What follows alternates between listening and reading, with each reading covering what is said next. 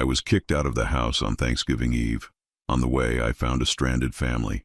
I towed their car for free. The man shook my hand. But when we arrived at his house, I froze in shock, realizing he was a millionaire. He gave me an invitation that still makes me shiver. I'm glad to have you here. Follow my story until the end and comment the city you're watching from, so I can see how far my story has reached. My name is Boyd, and I'm 62 years old.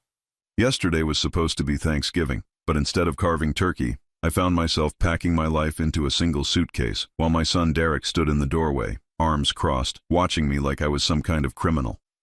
"You need to understand, Dad," he said, his voice cold and measured. "Cheryl and I have been talking, and we both agree that this arrangement isn't working anymore." I stopped folding my old flannel shirt and looked up at him. This was my son, the boy I'd taught to ride a bike, helped with homework, cheered for at every baseball game. The man standing before me now was a stranger wearing Derek's face. "What arrangement?" I asked, though my stomach was already sinking. I knew what was coming. Cheryl appeared behind him, her perfectly manicured fingers resting on his shoulder like she was claiming territory. She'd been working on this moment for months. I could see it in her eyes. The way she'd started making little comments about the electric bill, about groceries, about how cramped the house felt with 3 adults. "The arrangement where you live here rent-free while we pay for everything," she said, her voice dripping with false sweetness. "Derek and I are trying to start our own family, and we need space. We need privacy." I'd been living in their house for 8 months, ever since I'd lost my job at the hardware store. At 62, nobody wanted to hire an old man whose back ached and whose hands shook just a little when he was tired. I'd contributed what I could from my meager savings, helped with groceries, fixed everything that broke, shoveled snow, mowed the lawn. I thought I was pulling my weight. "I've been looking for work," I said quietly. "You know that." Derek's jaw tightened. "For 8 months, Dad. 8 months of excuses." "They're not excuses, son. The economy is tough for people my age." "The economy is tough for everyone," Cheryl snapped. "But the rest of us don't have the luxury of giving up." The words hit me like a physical blow. Giving up. I'd worked construction for 37 years, breaking my back to provide for Derek after his mother left us when he was 12. I'd sacrificed vacations, new clothes, my own dreams so he could have what he needed. And now, in my moment of need, I was accused of giving up. "I see," I said, my voice barely above a whisper. Derek shifted uncomfortably. For a moment, just a moment, I saw a flicker of the boy I'd raised. But Cheryl squeezed his shoulder, and whatever softness had appeared vanished instantly. "We've already cleared out the guest room," she said. "Your things are packed." They'd gone through my belongings while I was out applying for jobs. The violation felt worse than the eviction itself. I walked to the guest room and found my entire life reduced to 1 suitcase and 2 cardboard boxes. 43 years of marriage to Derek's mother, 23 years of raising him alone, 62 years of living, all of it deemed worthy of 3 containers. I picked up the suitcase. It was heavier than I expected. Not because of what was in it, but because of what it represented, the end of everything I thought I knew about family. "Where am I supposed to go?" I asked. "You'll figure it out," Derek said, but he couldn't look me in the eye. "You always do." "No," I wanted to say. "I don't always figure it out. I'm tired. I'm scared.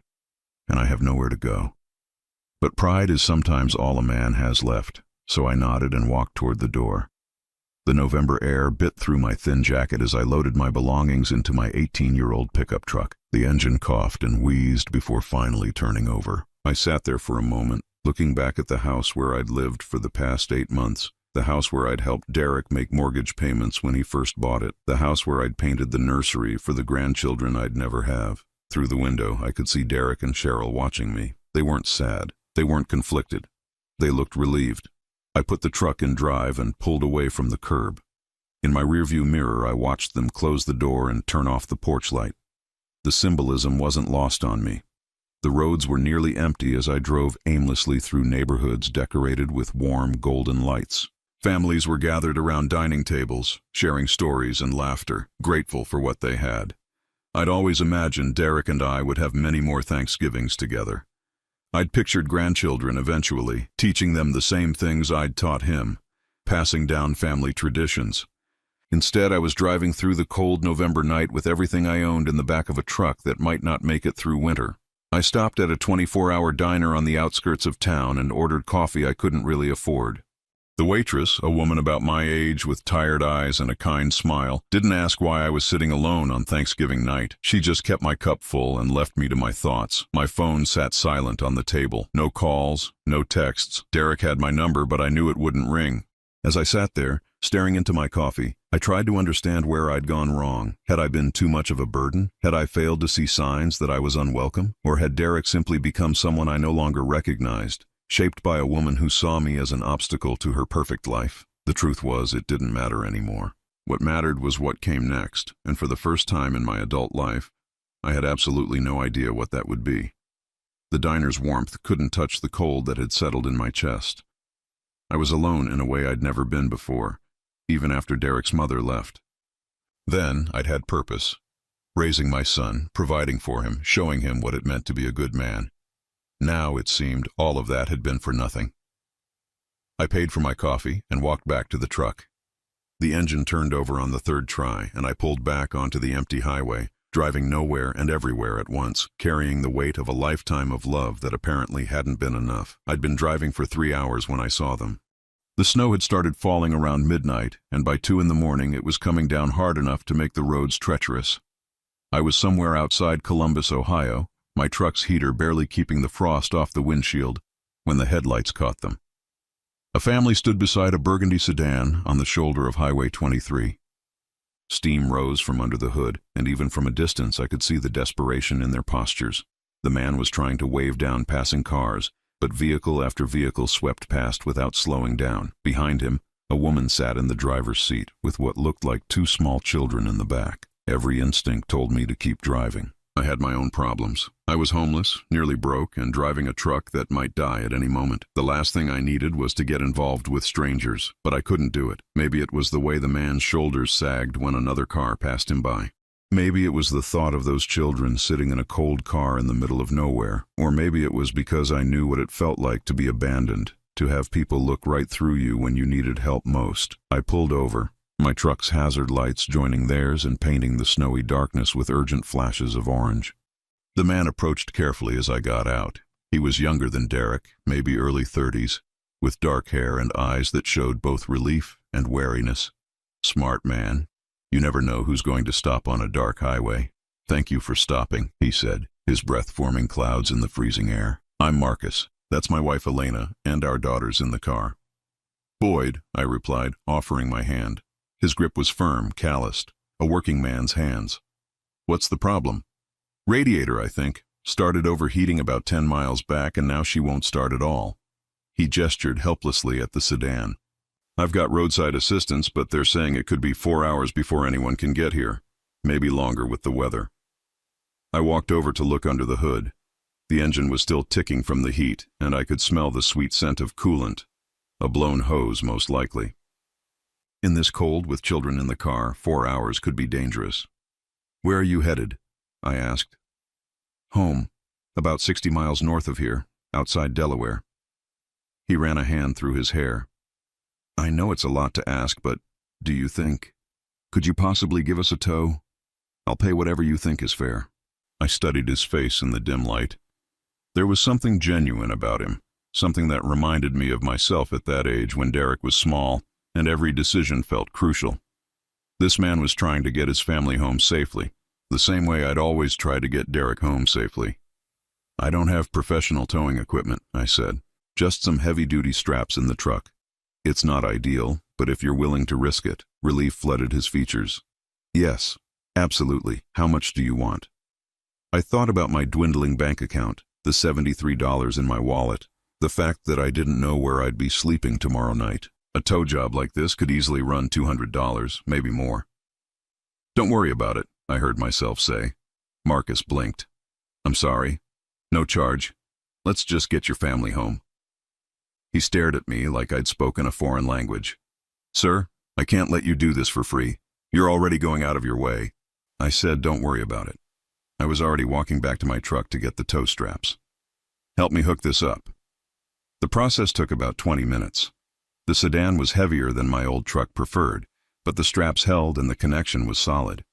Marcus insisted on riding in the sedan to steer and brake, while Elena and the 2 little girls, twins, maybe 7 or 8 years old, climbed into my truck's cab. Elena was visibly pregnant, probably 6 or 7 months along, and she moved carefully as she settled the girls between us. They were beautiful children with their father's dark eyes and their mother's gentle demeanor. Despite the circumstances, they weren't crying or complaining. Well-raised kids. "I'm Elena," she said as I eased the truck back onto the highway. "These are Sophia and Isabella. Girls, can you say thank you to Mr. Boyd?" I supplied. "And there's no need for thanks." "Yes, there is," Elena said firmly. "You have no idea what this means to us." I focused on the road, keeping our speed steady and safe. The weight of the sedan behind us made every turn and hill a careful negotiation, especially with the snow getting heavier. But the truck was handling it better than I'd expected. "Are you from around here?" Elena asked. "Originally from Michigan," I said, "but I've been living in different places for a while now." It wasn't entirely a lie. 24 hours ago, I'd been living with Derek. Now I was living in my truck. "What about you? You mentioned Delaware?" "We have a small place outside town. Marcus grew up there, and we moved back about 5 years ago when his business started doing well." She paused, then added, "He's in real estate development, commercial properties mostly." I nodded, concentrating on a particularly slippery stretch of road.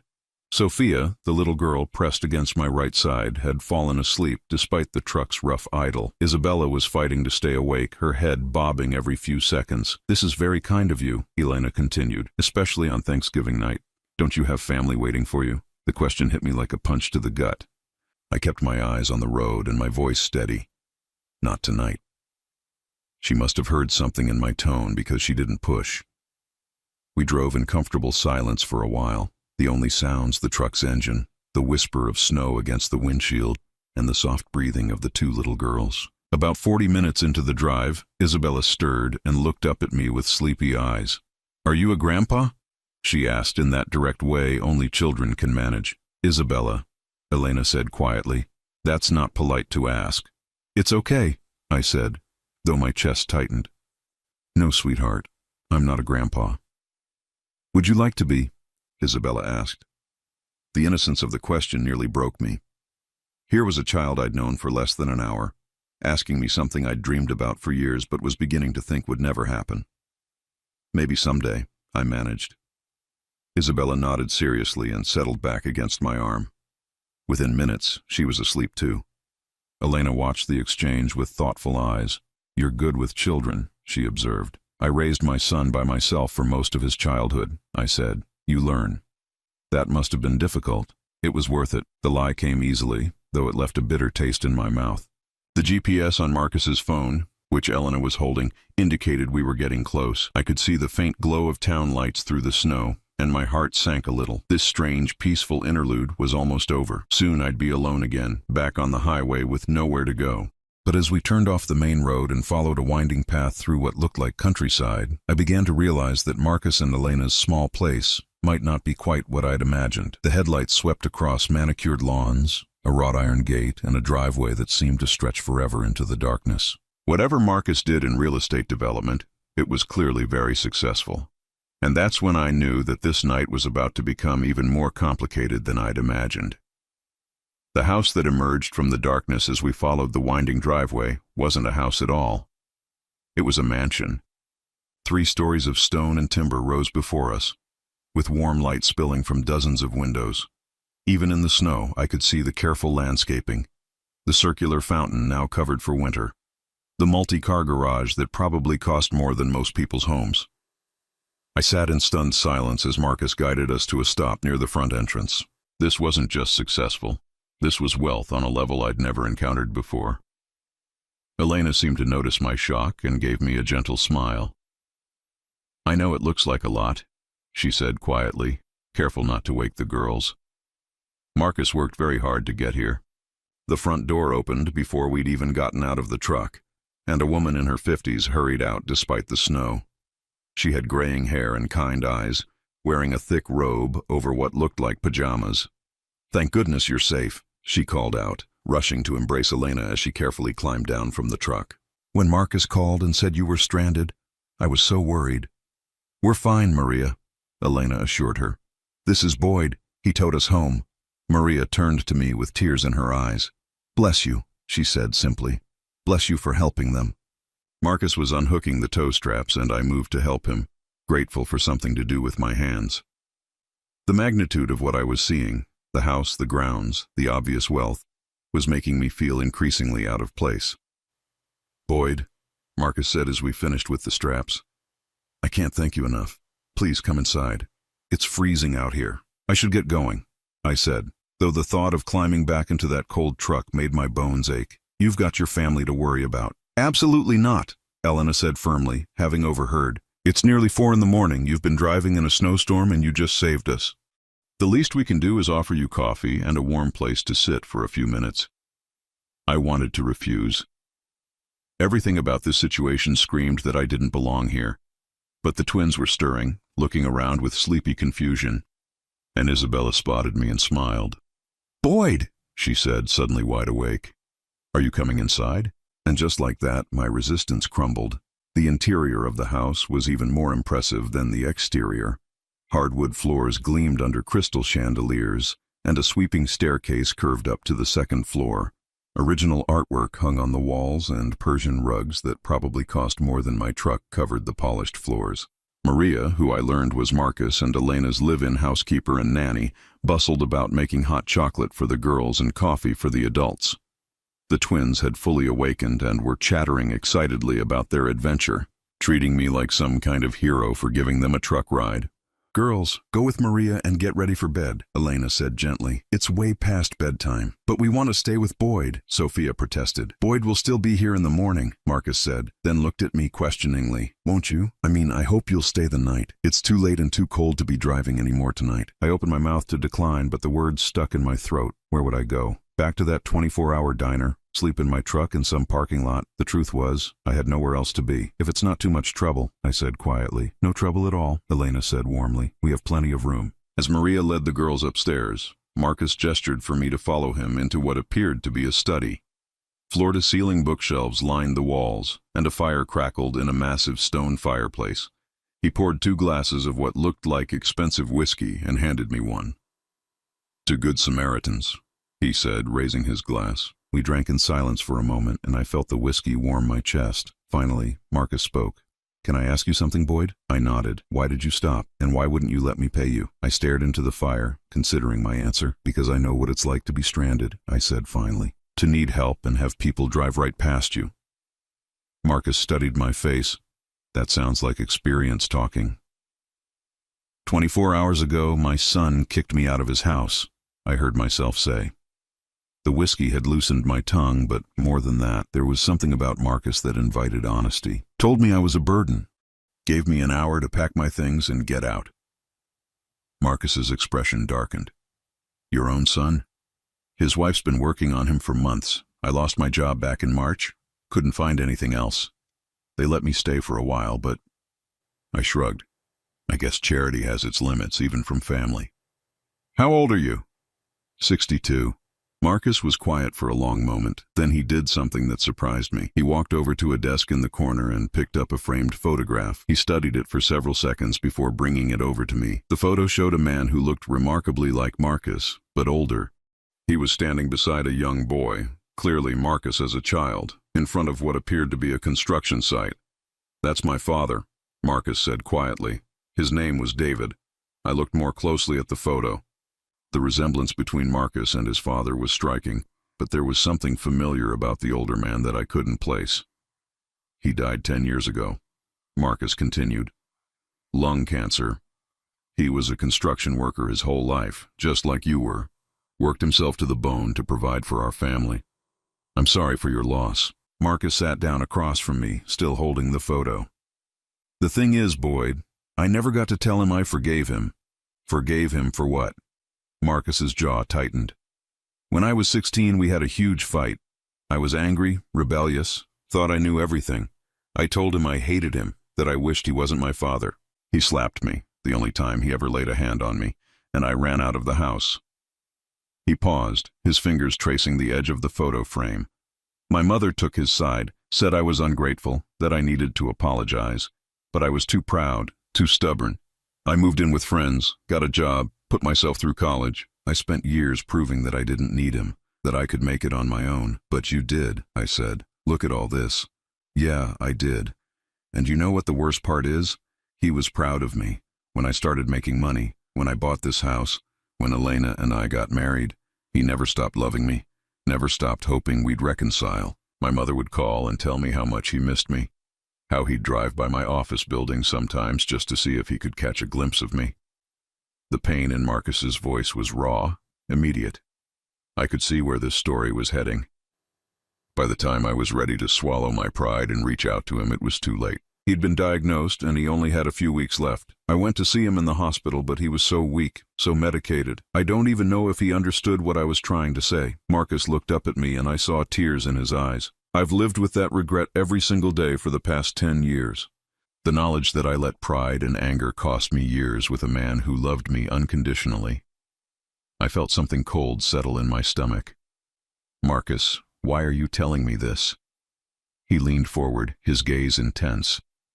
Because when I saw you tonight, standing there in the snow helping a stranger's family, asking for nothing in return, you reminded me of him. And when you told me about your son, about what he did to you, Marcus shook his head. I see a second chance. A second chance for what? Marcus stood up and walked back to the fireplace. Boyd, I want to make you an offer, but I need you to hear me out completely before you say anything. My heart was pounding now. What kind of offer? I want you to stay. Not just tonight, I mean permanently. Live here, be part of our family. Marcus turned to face me. Elena and I have been trying to give the girls the kind of childhood I never had. Stable, loving, with extended family around. But both our parents are gone, and we don't have any siblings. The girls have never had a grandfather figure in their lives. I stared at him. Marcus, you don't even know me. I know enough.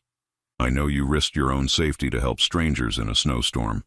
I know you wouldn't take money from a man who obviously needed to get his pregnant wife and children home safely. I know you raised a son by yourself and did your best to be a good father, even if he can't see that now. The room was spinning a little, and I wasn't sure if it was the whiskey or the magnitude of what Marcus was suggesting. You're talking about charity, I said. I won't be anyone's charity case. This isn't charity, Boyd. This is family. Something I never had with my own father. Something you're not getting from your own son. Elena and I have more money than we know what to do with. But we can't buy the things that matter most. Wisdom, experience, the kind of love only a grandfather can give. I stood up abruptly, the whiskey glass shaking in my hand. This was too much, too fast, too good to be true. I need some air, I said. Marcus nodded. The guest room is upstairs. Second door on the right. Think about it, Boyd. Think about what it would mean for all of us. As I climbed those elegant stairs to a guest room that was larger and more luxurious than any place I'd ever lived, I couldn't shake the feeling that my entire life had just taken a turn I never could have imagined. I didn't sleep that night. I lay in a bed that was bigger than my entire studio apartment back when I had an apartment, staring at the ceiling and trying to make sense of what Marcus had offered me. The guest room was decorated with the kind of understated elegance that spoke of real wealth. Not flashy or gaudy, but everything carefully chosen and beautifully crafted. Through the window, I could see the ground stretching away into the darkness, snow still falling steadily. Somewhere in this house, a family slept peacefully, and I was the stranger who had somehow stumbled into their world. A soft knock on the door interrupted my thoughts. "Come in," I said, expecting Marcus. Instead, Elena entered, carrying a steaming mug. She was wearing a thick robe over pajamas, her pregnant belly visible beneath the fabric. She moved carefully, the way women do in their final trimester. "I brought you some tea," she said, setting the mug on the nightstand. "Chamomile. It helps with sleep." "Thank you." I sat up in bed, pulling the covers around my waist. "You didn't need to do that." Elena settled into the chair beside the bed with a slight grunt. "Marcus told me about your conversation," she said without preamble, "about his offer." I felt my cheeks flush. "I'm sorry if he spoke out of turn. I know this is your home, your family. You should have a say in any decisions." "You're right, I should." Elena smiled, and there was something mysterious in her expression, "which is why I'm here." She was quiet for a moment, her hands resting on her belly. I could see her gathering her thoughts. "Boyd, can I tell you something about my husband? Something he probably didn't mention because he's too humble." I nodded. 5 years ago, when we moved back here, Marcus wasn't just successful, he was empty.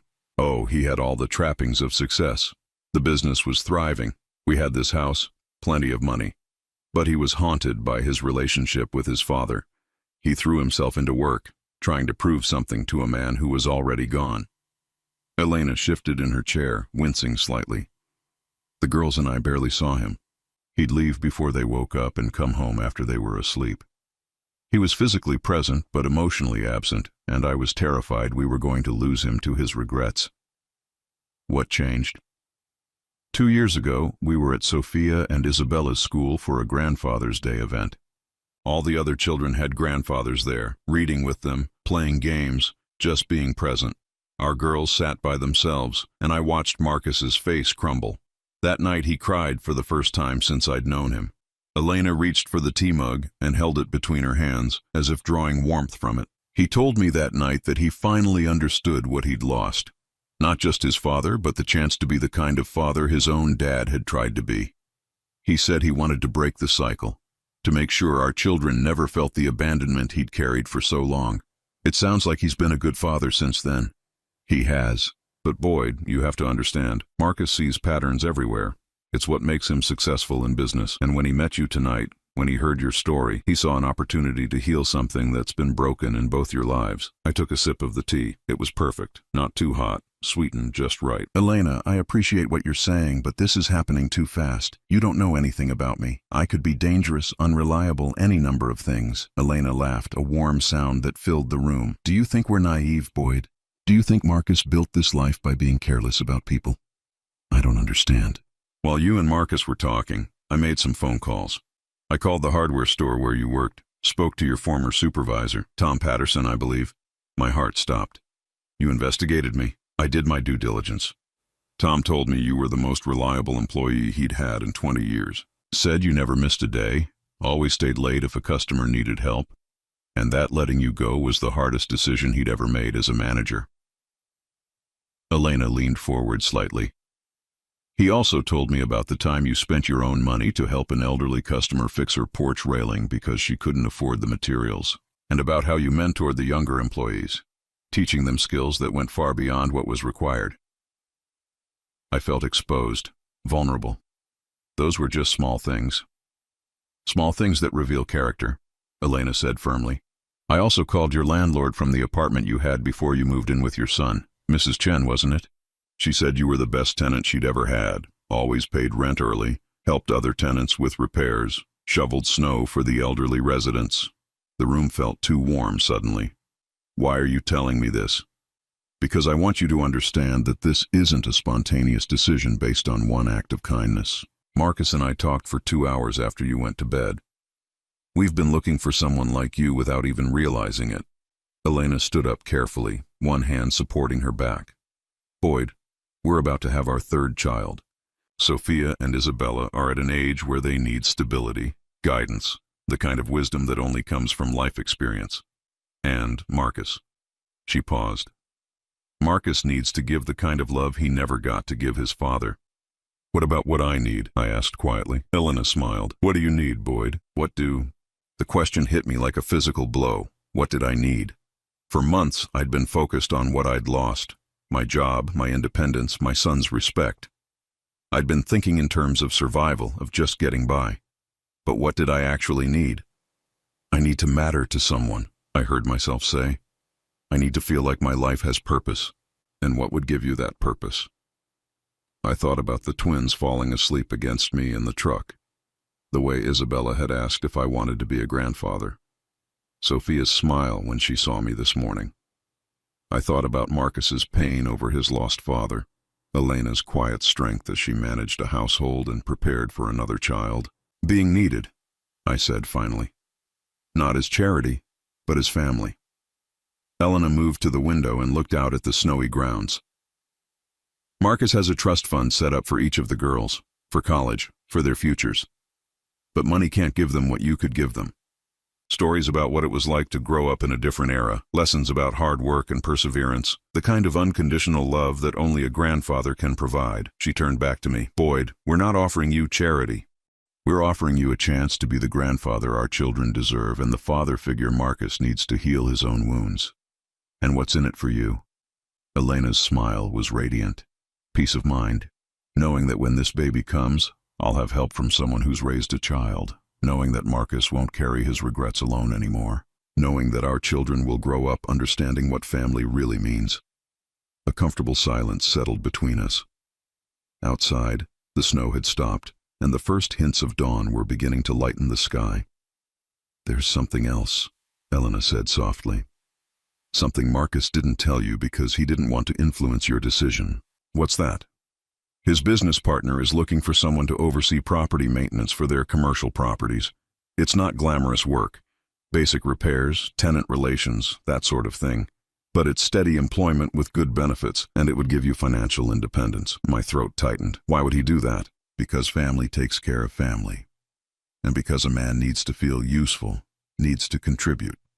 Marcus understands that. Elena moved toward the door, then paused. "Boyd, I want you to know that if you decide this isn't right for you, we'll understand completely. Marcus will help you find a place to live, help you get back on your feet. No strings attached, no guilt. But if you stay..." She trailed off, and I saw tears in her eyes. "If I stay? If you stay, you'll be giving our family something we didn't even know we were missing.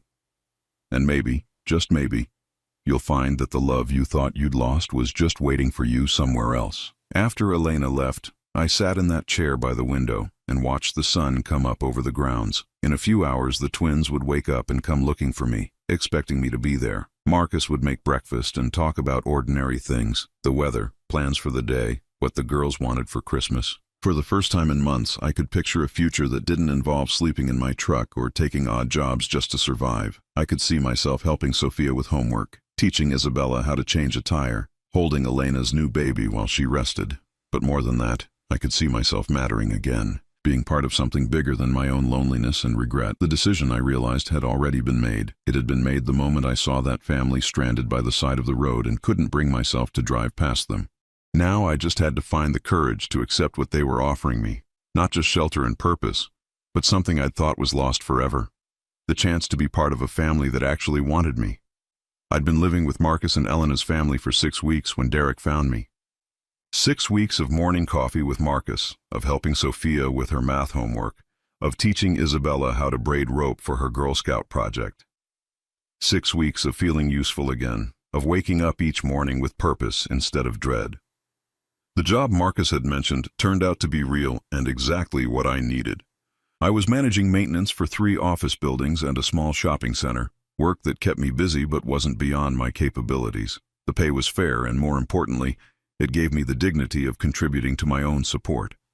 I'd been replacing a broken light fixture in the lobby of the Riverside office complex when my phone rang. The number wasn't one I recognized, but something made me answer it anyway. "Dad?" My heart stopped. Derek's voice, uncertain and small in a way I hadn't heard since he was a child. "Derek." I set down my tools and stepped outside, not wanting the building tenants to overhear. "How did you get this number?" "It took some doing. I had to call around, track down some of your old friends. Tom Patterson at the hardware store finally gave it to me." I was quiet, waiting. "Dad, we need to talk." "We had our talk 6 weeks ago," I said evenly. "I believe you made your position clear." "Please." There was desperation in his voice now. "Can I come see you? I know you're living somewhere outside Delaware. I can drive up this weekend." Every instinct told me to hang up, but this was still my son, the boy I'd raised, and despite everything, I couldn't quite silence the hope that maybe, somehow, he'd realized his mistake. "Why now, Derek?" A long pause. "Because I miss you," he said quietly. "Because Cheryl and I have been talking, and we think maybe we were too hasty. Too harsh." I closed my eyes. "What's happened?" "Nothing's happened. We want to make things right."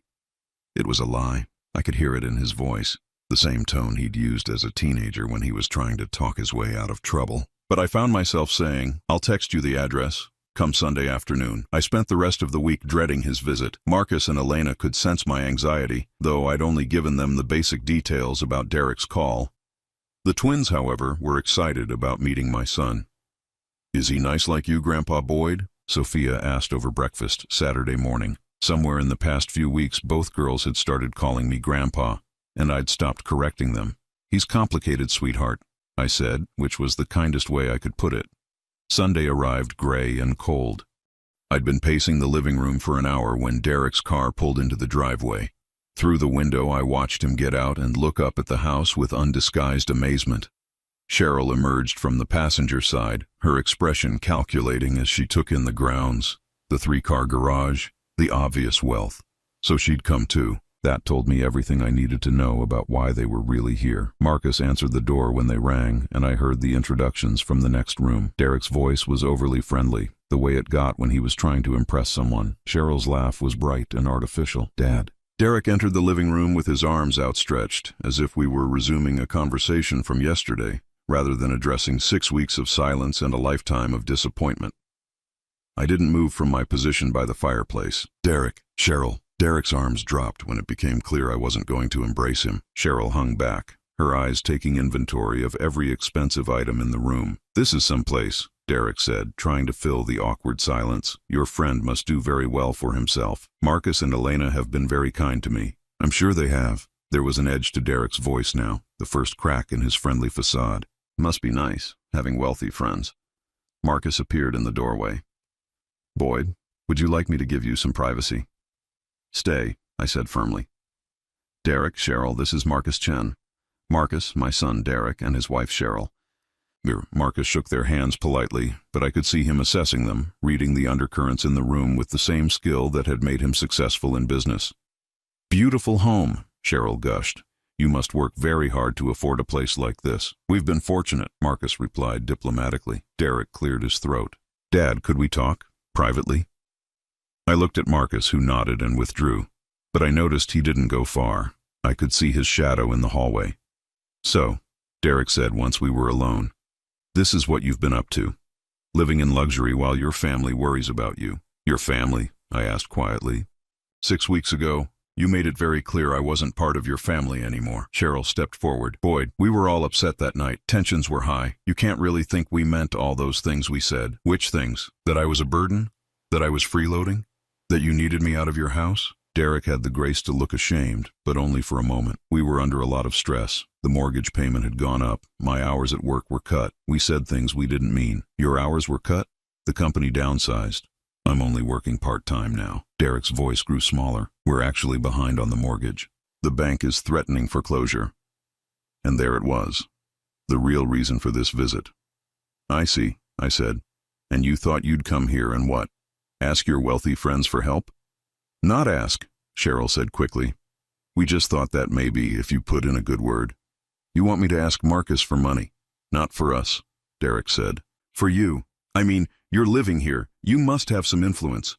Surely he'd want to help his friend's family." I stared at my son, this man I'd raised to be better than this. "Derek, do you hear yourself?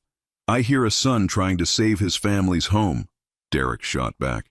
"I hear someone willing to swallow his pride for the people he loves." "The people you love?" I felt anger building in my chest, hot and righteous. "The people you love don't get kicked out in the middle of the night. The people you love don't get told they're worthless burdens." "We made a mistake, okay?" Derek's voice rose. "We're here to fix it.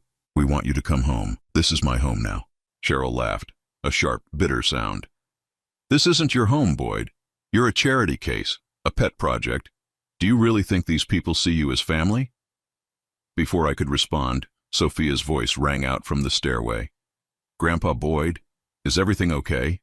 Derek and Cheryl turned toward the sound, and I saw Derek's face go white as he took in the implications of what the child had called me. Sophia appeared in the doorway, her hair in pigtails, wearing the new dress Elena had bought her for church. Isabella was right behind her, carrying a drawing she'd been working on. "We made you a picture," Isabella announced, holding up her artwork. It showed stick figures standing in front of a house. Marcus, Elena, the twins, and in the center, a gray-haired figure labeled Grandpa Boyd. The silence in the room was deafening. "Girls," I said gently, these are Derek and Cheryl. Could you give us a few more minutes?" Sophia studied Derek with the frank assessment only children can manage. "You don't look like Grandpa Boyd," she said finally. "I'm his son," Derek said stiffly. "Oh," Sophia brightened. "Then you're our cousin." Isabella bounced on her toes. "Are you going to live here too? We have lots of rooms." I saw Derek's jaw tighten. No, we're not going to live here. We have our own home. For now, Cheryl muttered under her breath. Elena appeared, drawn by the voices. Girls, why don't you show Isabella's picture to Daddy? He's in his office. After the children left, Elena looked between Derek, Cheryl, and me. The tension in the room was thick enough to cut. I should let you continue your conversation, she said diplomatically. Actually, I said, I think we're finished here. Derek's face flushed red. Dad, you can't be serious. You're going to choose these strangers over your own flesh and blood? These strangers, I said quietly, never made me sleep in my truck. These strangers never told me I was worthless. These strangers see me as family, not as a burden to be disposed of when I became inconvenient. We said we were sorry. No, Derek. You said you made a mistake. That's not the same thing as being sorry. Cheryl stepped closer, her mask finally slipping completely. Fine. You want to play house with these rich people? Go ahead. But don't come crawling back to us when they get tired of their charity project. I won't, I said simply. Derek stared at me for a long moment, and I saw something die in his eyes. The last vestige of the relationship we'd once had. You know what, Dad? Maybe we were right the first time. Maybe you are just a selfish old man who thinks the world owes him something. Each word was designed to cut, to hurt. 6 weeks ago, they would have destroyed me. But now, with Elena watching protectively from the doorway and the sound of the twins' laughter drifting from Marcus's office, Derek's words felt hollow, powerless. Maybe I am, I said. But I'd rather be a selfish old man who's loved than a bitter young man who threw away the best thing he had. Derek's hands clenched into fists. For a moment I thought he might actually hit me. Instead, he turned on his heel and headed for the door. Don't ever contact us again, he said over his shoulder. I won't, I replied. As their car pulled out of the driveway, Elena came to stand beside me at the window. Are you okay? She asked softly. I watched until Derek's car disappeared around the bend, carrying my son away from my life forever. I felt many things, sadness, regret, even a strange kind of relief. But for the first time since that night 6 weeks ago, I didn't feel lost.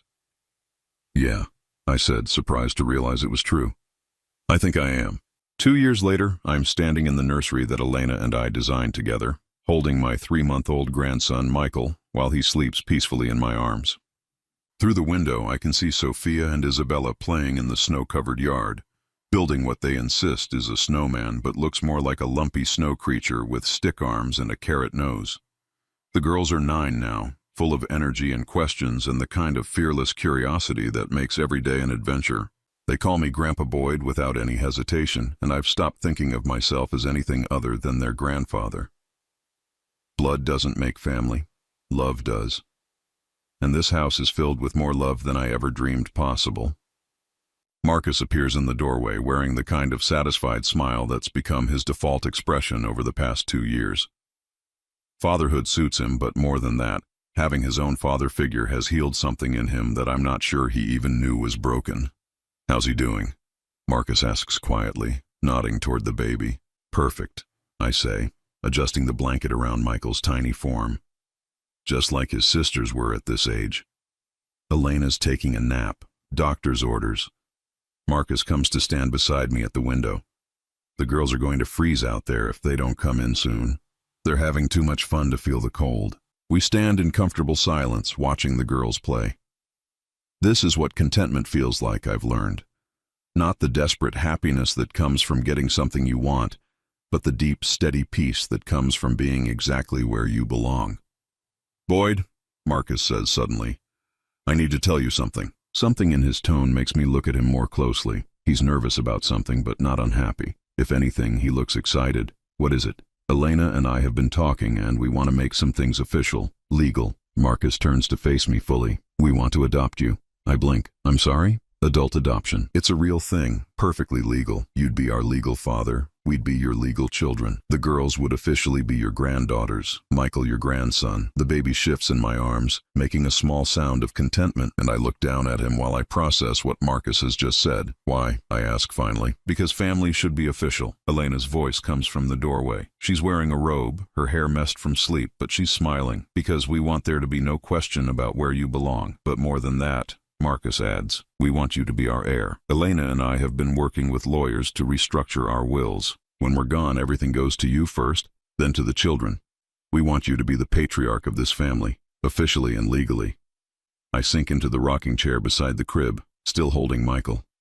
This is too much to process. You don't need to do that, I say quietly. I already feel like part of the family. We know, Elena says, coming to sit on the arm of the chair. But we want it in writing. We want it legal. And Boyd. She pauses, her voice becoming emotional. We want to take your name. What? The Chen Boyd family, Marcus says with a grin. It has a nice ring to it, don't you think? I stare at them both, these two remarkable people who pulled me from the lowest point of my life and gave me purpose again. I don't know what to say. Say yes, Sophia calls from the doorway. She and Isabella are standing there, snow-covered and red-cheeked from the cold. We already picked out what to call you at the ceremony. What ceremony? The family ceremony, Isabella explains, as if it's obvious. When you officially become our legal grandpa, we're going to call you Patriarch Boyd, like in the history books. I laugh, the sound mixing tears and joy in equal measure. Patriarch Boyd, it's very distinguished, Sophia says solemnly. Elena reaches over and takes Michael from my arms, settling him against her shoulder. The girls have been in on this for months. They helped us plan everything. You've been planning for months? Ever since Derek's visit, Marcus admits. That day, watching how you handled him, seeing how you chose us over blood family. Elena and I knew we wanted to make this permanent. We wanted to make sure you could never doubt your place here. I think about Derek sometimes, wonder how he's doing, whether he and Cheryl managed to save their house. I found out through mutual acquaintances that they didn't. They lost the house 6 months after that confrontation. Part of me felt sad about that, but it was the same distant sadness I might feel hearing about the troubles of a stranger. Derek made his choice when he threw me away, and I made mine when I chose to stay. There's something else, Elena says, her eyes twinkling with mischief. Something the lawyer suggested that we thought you might like. What now? Marcus pulls out a legal document and hands it to me. I read the header twice before it sinks in. A name change? I look up at them. You want to change your last name to Boyd? All of us, Elena confirms. Marcus Boyd, Elena Boyd, Sophia and Isabella Boyd, Michael Boyd. One family, one name. I feel tears starting and I don't try to stop them. Your name is Chen. Your family legacy. My family legacy is whatever I choose to make it, Marcus says firmly.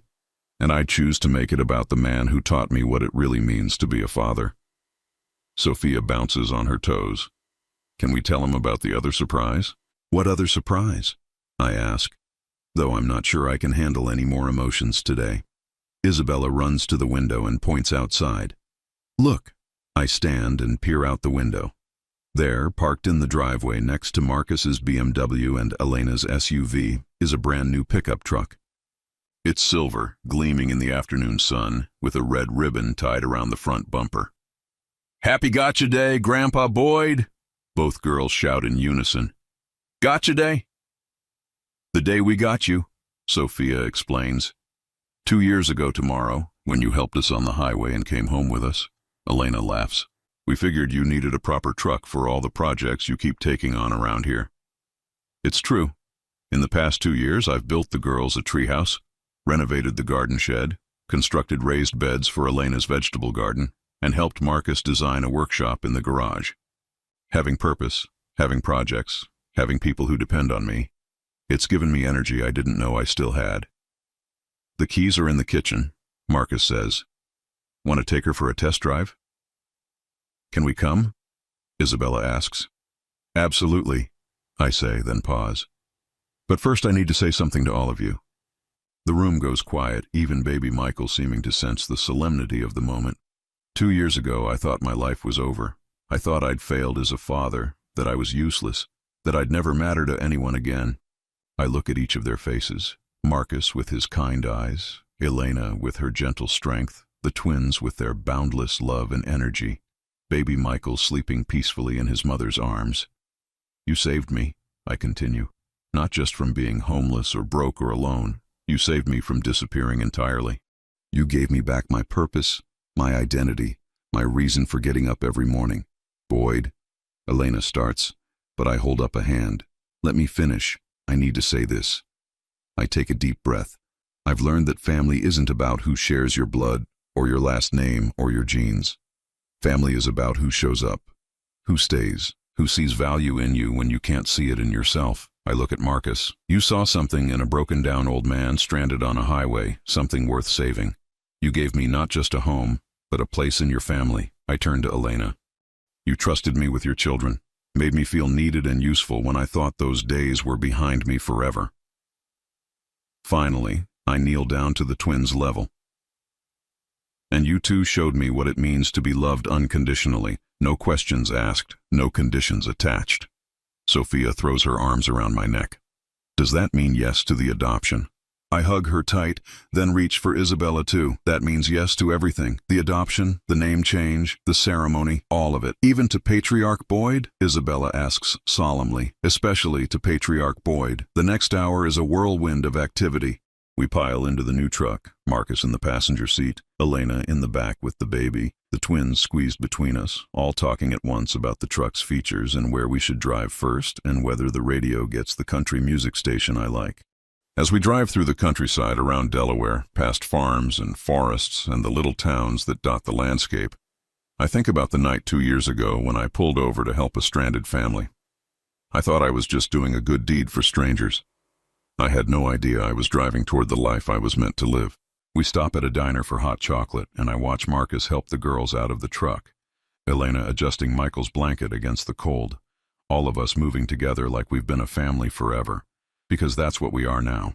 Forever family, chosen family, real family in every way that matters. Later that evening, after the girls are in bed and Elena is nursing the baby, and Marcus is in his office catching up on emails, I sit on the back porch, despite the December cold, looking out over the grounds of the place I now call home. My phone sits silent on the table beside me. There are no missed calls from Derek, no texts from Cheryl. That chapter of my life is closed, and I'm okay with that. I learned something important. You can't force people to love you, and you shouldn't waste your life trying to earn affection from those who've decided you're not worthy of it. But you can open your heart to the people who see your value, who choose you, who make space for you in their lives. And sometimes, if you're very lucky, those people become more than friends or benefactors or temporary shelter. They become family. The back door opens and Marcus appears with 2 steaming mugs of coffee. Thought you might be cold out here, he says, settling into the chair beside me. Just thinking, I say, accepting the mug gratefully. About what? I look across the yard toward the workshop we built together, the treehouse that bears both our craftsmanship, the garden that will bloom again come spring because Elena and I planned it that way. About how strange life is, I say finally.